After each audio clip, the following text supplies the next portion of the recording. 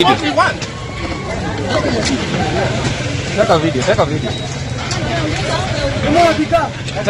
Take a video. You decide to be a hooligan, we also hooligans. We can be. Why are you not following that law? What are you following?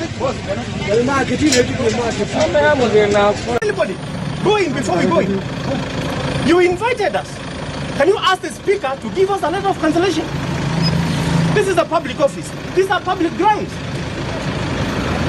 If it was parliament, we would say, Sipa Mamaka and Mamaka. What is it? I mean, no one gets in before we go in because we are invited. Unless you give us a letter of cancellation. Or you want to say the governor didn't attend? You know, we don't leave this place. This is not, this is funded by the public. I mean, you invite the governor here, you do not want his lawyers to appear. There is no letter of cancellation, and you now say that people cannot come in. I mean, this is not how. This is not what we asked for. So if there is anybody coming behind me, they have to wait until I go in. We needed some more information from the county assembly clerk. They wouldn't give us an opportunity to access the office.